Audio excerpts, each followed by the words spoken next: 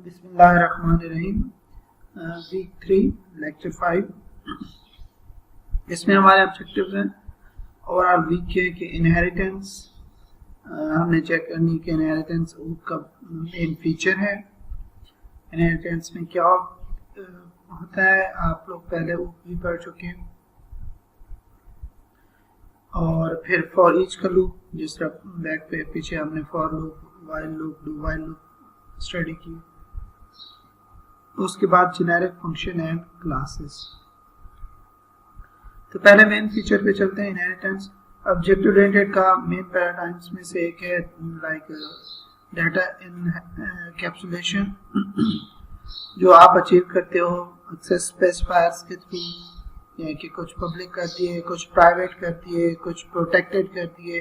तो इस तरह आप डाटा को एनकैप्सुलेट कर लेते हैं और आउटर एक्सेस से बचा लेते हैं। तो ये डाटा हाइडिंग या एनकैप्सुलेशन है, one of the main feature. And other feature is inheritance. Inheritance आपका फीचर तब होता है जब कोई एक क्लास पेरेंट क्लास और दूसरी क्लास उसकी चाइल्ड बने। एक क्लास से चीजें इनहेरिट होके दूसरी क्लास में आती हैं, इसको इनहेरिटेंस बोलते हैं। इनहेरिटेंस किसी भी दो क्लासेस के दरमियान पॉसिबल है अगर आप ये देखें कि उन दोनों क्लासेस के दरमियान में इज आता है। एज ए सेंटेंस आप देखें, for example mango is a fruit. अब अगर दो क्लासेस हैं उनके दरमियान में इज का वर्ड लॉजिकल आपको मीनिंग देता है, तो उन दोनों के दरमियान में इनहेरिटेंस हो सकती है। बहुत स्टूडेंट प्रॉब्लम ये करते हैं कि जी दो क्लासेस हैं, हर क्लास के दरमियान में वो इज़ा का रिलेशन या इनहेरिटेंस का कोड लिखना शुरू कर देते हैं। नहीं, आप जब दो क्लासेस को देखें उनके दरमियान में इज़ा का वर्ड मीनिंग दे तो ये इनहेरिटेंस उनके दरमियान में हो सकती है। और उसमें जो पहली क्लास होगी वो चाइल्ड क्लास होगी, और जो दूसरी क्लास होगी इज़ा के बाद वो पेरेंट क्लास होगी। ये एक रूल है। अब इसमें जो पेरेंट क्लास है उसको हम बेस क्लास भी बोलते हैं या पेरेंट क्लास बोलते हैं, और जो चाइल्ड क्लास है उसको हम डिराइव्ड क्लास या चाइल्ड क्लास बोलते हैं।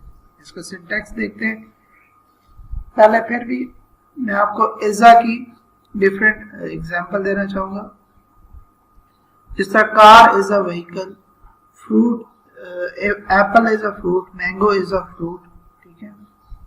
Pedestal fan is a fan, ठीक है।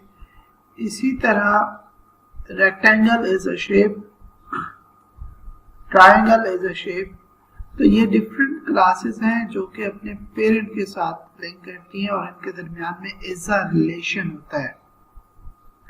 जब दो क्लासेस के दरमियान इज़ा का वर्ड मीनिंग देता है, दैट्स इज़ा रिलेशन। जहाँ इज़ा रिलेशन है वहां पे इनहेरिटेंस होती है। और जहाँ पे ये इज़ा नहीं है, for example student is a parent, नहीं, स्टूडेंट इज अ टीचर, नहीं, यहाँ पे ये लॉजिकल नहीं है। Student is a person, yes, student भी पर्सन होता है। टीचर इज अ पर्सन, ठीक है, या teacher is a employ, manager is a employ, यहाँ पे yes. The student is a teacher, नहीं।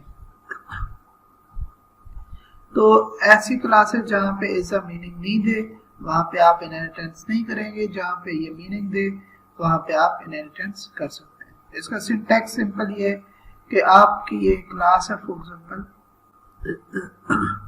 कोई भी क्लास,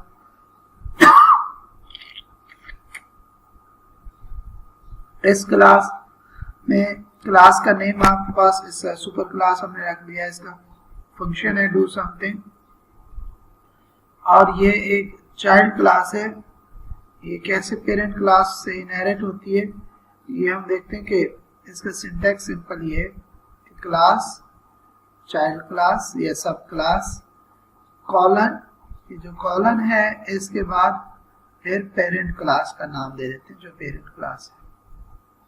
तो ये क्लास इस क्लास से इनहेरिट हो जाती है, ठीक है। ये डिराइव्ड क्लास बन जाती है, चाइल्ड क्लास बन जाती है, और ये पेरेंट।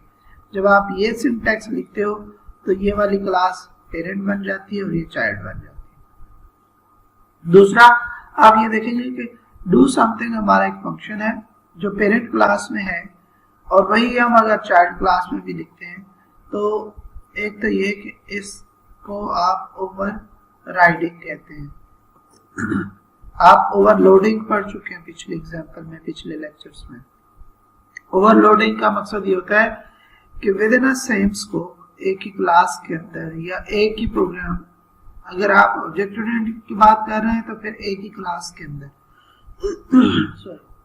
एक ही क्लास के अंदर एक ही फंक्शन जिसका नेम सेम है बट पैरामीटर्स डिफरेंट है, वो ओवरलोडिंग कहलाता है। कंस्ट्रक्टर कैन बी ओवरलोड, ठीक है, वो भी फंक्शन है पर एक default constructor, parameterized constructor, copy constructor, तो वो भी ओवरलोडिंग है। बट एक फंक्शन जो पेरेंट क्लास का हो और चाइल्ड क्लास में वैसे इनहेरिट होके अवेलेबल होता है, लेकिन अगर चाइल्ड क्लास उसको दोबारा लिखती है तो उसको ओवर राइडिंग बोलते हैं। क्या बोलते हैं? ओवर राइडिंग के फंक्शन ओवर राइड हुआ है। सी शार्प के अंदर हम जो पेरेंट क्लास का फंक्शन है उसको वर्चुअल फंक्शन बनाते हैं, तो इसका मतलब है चाइल्ड क्लास उसको ओवरराइड करेगी। तो इसके लिए वर्चुअल का कीवर्ड यूज होता है वॉइड से पहले। पब्लिक वर्चुअल वॉइड और जो भी फंक्शन का नाम है कर्ली ब्रैकेट ओपन क्लोज और फंक्शन का कोड यहाँ पे आएगा। उसके बाद जो चाइल्ड क्लास है जब वो फंक्शन वही लिखती है तो उससे पहले वो ओवरराइड का कीवर्ड यूज करती है कि ये मैं पेरेंट का फंक्शन ओवरराइड कर रही हूँ, ठीक है। उसके बाद अगर आपने पेरेंट का फंक्शन कॉल करना है, ये अभी दो सिंपल फंक्शन हुए। जब आप चाइल्ड का ऑब्जेक्ट बनाएंगे तो चाइल्ड का फंक्शन कॉल करेंगे तो ये फंक्शन कॉल होगा, पेरेंट का बनाएंगे फंक्शन कॉल करेंगे तो पेरेंट का होगा।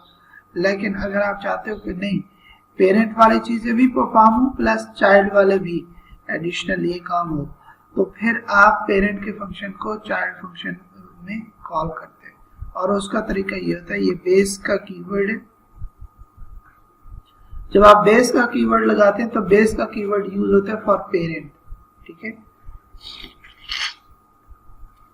अब ये जो पेरेंट है, बेस का कीवर्ड डॉट जब आप लिखोगे तो पेरेंट की तमाम चीजें जो पब्लिक होंगी या प्रोटेक्टेड होंगी उनको आप यहाँ पे कॉल कर सकते हैं।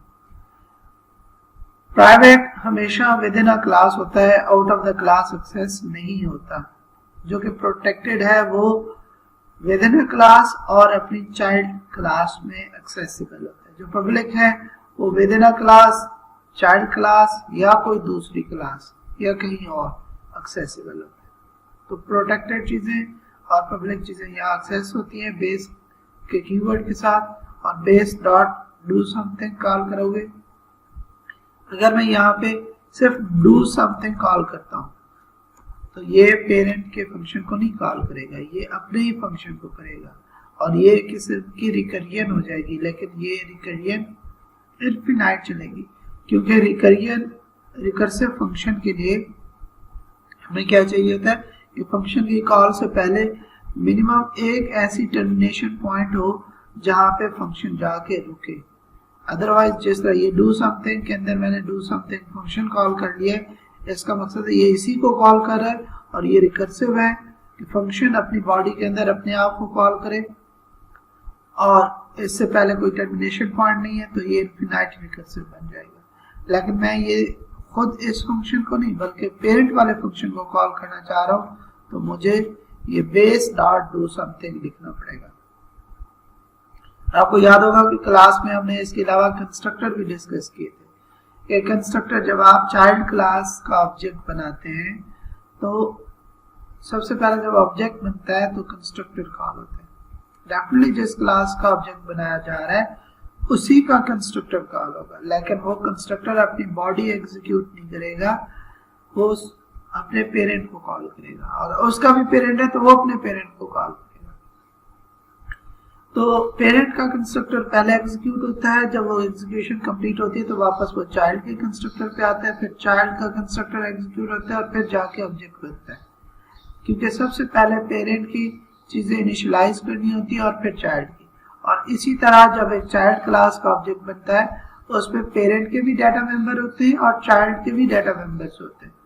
ये नहीं है कि सिर्फ चाइल्ड की चीजें होंगी, पेरेंट के भी डाटा मेंबर। हाँ, पेरेंट की चीजें इस क्लास के अंदर एक्सेसिबल नहीं है, वो पेरेंट क्लास के थ्रू एक्सेस होंगी, और चाइल्ड के जो डाटा मेंबर है वो चाइल्ड के थ्रू ही एक्सेस होंगे।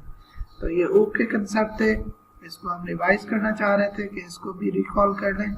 अब यहाँ पे दो ऊपर हमने क्लासेस देखी, एक हमारी दूसरी क्लास है जिसमें हमने अपनी जो क्लास है उसका ऑब्जेक्ट बनाया है कि सुपर क्लास का ये ऑब्जेक्ट रेफरेंस है जस्ट, और ऑब्जेक्ट जो बन रहा है वो सब क्लास का बन रहा है। आपको पता है कि जो पेरेंट क्लास का रेफरेंस होता है वो चाइल्ड क्लास के ऑब्जेक्ट को रेफर कर सकता है। जिस तरह क्लास में भी एग्जांपल दी थी कि कोई कहता है जी फ्रूट, तो कोई भी फ्रूट को वो फ्रूट का कीवर्ड रेफर कर सकता है। अगर आप एप्पल ले आओ तो भी वो फ्रूट है, नो वन डिनाई। आप बनाना ले आते हो, मैंगो ले आते हो, इट्स गुड।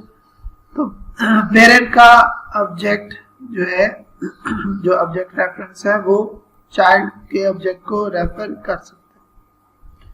और जब आप इसके बाद ऑब्जेक्ट डॉट डू समथिंग करेंगे तो क्या होगा कि चाइल्ड का ही होगा, क्योंकि इसके पास ऑब्जेक्ट चाइल्ड का है, ठीक है। और दूसरा आपने ऊपर वर्चुअल और ओवरराइड लिखा हुआ है।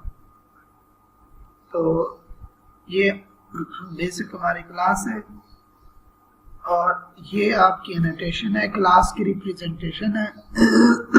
सॉरी, कि पर्सन क्लास की एग्जांपल है और ये student class, student is a person. तो अगर स्टूडेंट आईडी है, नेम है, और स्टूडेंट के मेथड्स हैं सेट डाटा और शो डाटा। अब सॉरी, पर्सन के ये फंक्शंस हैं। अब जब आप स्टूडेंट करेंगे तो student is inherited from class person, और इसकी जो फील्ड्स का डाटा मेंबर है वो ग्रेड और मार्क्स है। आईडी और नेम पर्सन से इनहेरिट होके इसका हिस्सा होगा, इसमें दोबारा आईडी और नेम डिफाइन करने की जरूरत नहीं है। इस तरह सेट डाटा और शो डाटा इसमें ओवरराइड हुए हुए, ठीक है। ये एग्जांपल है दूसरी, ये इसको हम ऑब्जेक्ट डायग्राम बोलते हैं, आपके विजुअल स्टूडियो भी प्रोड्यूस करता है। और यहाँ पे इसी की एग्जांपल दी गई है कि ये आप इसको देखते हैं, इसमें ये हमारी एक क्लास है, एक ही नेम स्पेस के अंदर मल्टीपल क्लासेस आप देख सकते हैं। प्रोग्राम के अंदर मेन और स्टूडेंट का ऑब्जेक्ट बनाया गया है s1 डॉट सेट डाटा और s1 डॉट शो डाटा, ये फंक्शन दो कॉल किए गए। यहाँ पे आप देखें तो क्लास पर्सन है, स्ट्रिंग है, नेम और आईडी इंटीजर टाइप की है। इसका वर्चुअल फंक्शन सेट डाटा है, और सेट डाटा के अंदर आप देखें तो क्या हो रहा है कि कंसोल से हम एंटर अ नेम इनपुट लिया, एंटर आईडी इनपुट ले ली। फिर एक दूसरा शो डाटा है जिसमें हम एंटर वही नेम और आईडी को डिस्प्ले कर देते हैं। और यहाँ पे क्लास हमारी दूसरी स्टार्ट हो रही है, public class student inherit from person. अब जब आप ये इंस्ट्रक्शन लिखते हो तो ये पेरेंट क्लास है, ये चाइल्ड क्लास है, और इसके सारे जो कैरेक्टरिस्टिक्स एंड बिहेवियर्स हैं वो इनहेरिट होके इसका हिस्सा बन जाते हैं। हिस्सा होते हैं, बट क्या चीज एक्सेस हो सकती है क्या नहीं हो सकती वो इन एक्सेस स्पेसिफायर के ऊपर डिपेंड है, ठीक है। अब इसमें आप देखें तो इस क्लास के अंदर दो डाटा मेंबर हैं, ग्रेड और मार्क्स, और सेट डाटा जो फंक्शन है वो पेरेंट का है, इसको ओवरराइड किया है इन्होंने। पहले बेस का फंक्शन कॉल किया है सेट डाटा, और फिर enter the marks, enter the grade. इसी तरह शो डाटा में भी पहले पेरेंट का डाटा शो किया है और फिर मार्क्स और ग्रेड शो कर दिए। तो इसको हम परफॉर्म करके देखते हैं अगली वीडियो में। Thank you.